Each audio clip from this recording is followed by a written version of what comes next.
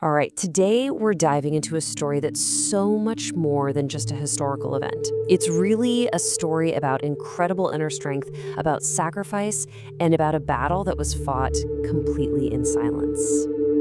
This quote right here, this is the heart of our story today. It really sets the stage for a night that was all about these quiet burdens, an unbelievable amount of inner strength, and a sorrow that was carried totally alone. So our story kicks off at a final meal, and the atmosphere is just described as strange, heavy, like the whole world was holding its breath.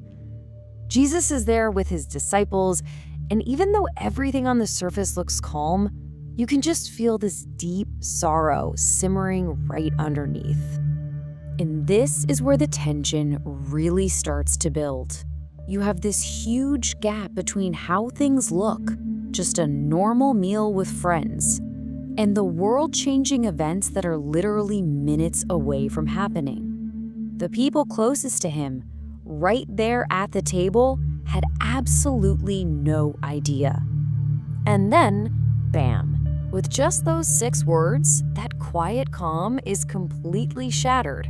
Can you imagine the shock? The whole room just freezes. Heads turn, confusion just floods everyone's hearts. The one thing they thought was impossible had just been said out loud. This was the price. This is what it cost. 30 pieces of silver. That's the amount Judas Iscariot agreed to take to betray his friend, his teacher. Now, this number is so important. It wasn't random. Back then, 30 silver coins was the official legal price for a slave. So think about what that means.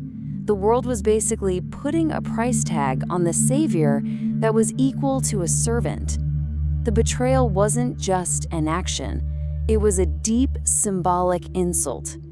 So after the meal, the story shifts. It moves to the Garden of Gethsemane.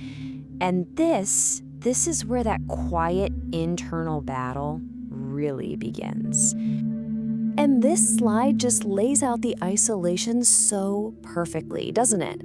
On one side, you have a man in such extreme anguish that it's literally manifesting physically. And on the other side, his closest friends, the ones he asked to come with him for support, they're completely oblivious. They're asleep. He was carrying this crushing weight all by himself.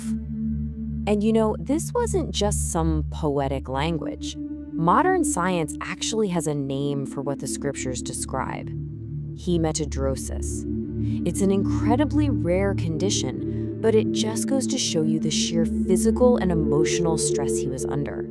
It was a pain too heavy for words. And right at the peak of that silent agony, the quiet of the night is just broken. Suddenly, you see torches in the dark. You hear soldiers, the sound of armor, and you know the moment of confrontation has finally arrived. This has to be one of the most tragic and ironic moments in history. The signal they used for the arrest was a kiss. A gesture that's meant to show love and friendship was twisted and used as the ultimate sign of betrayal.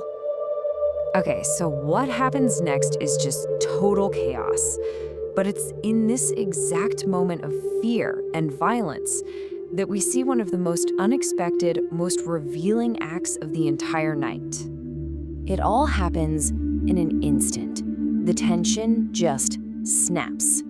One of his disciples, probably acting out of anger and a desire to protect him, draws a sword and lashes out, slicing off a soldier's ear. And everything just erupts. And right there, in the middle of his own arrest, surrounded by the men who came to capture him, with the sting of betrayal still in the air, he does something absolutely extraordinary. Just picture this sequence. He stops the chaos, he bends down, picks up the bloody ear from the ground, touches the soldier, the enemy, and makes him whole again. At the exact moment he was being wronged, his immediate, first instinct was to take away someone else's pain. This wasn't just a miracle. This was his character on full display. And this one act of healing, it brings us to the biggest theme of the whole story. And it's one that really challenges how we think about power and what strength actually looks like. I mean, this is the critical question, right? The story makes it very clear he was not a helpless victim. He had the power to stop it all. So why did he let it happen? When the soldiers first came up to him and asked for Jesus, he just said,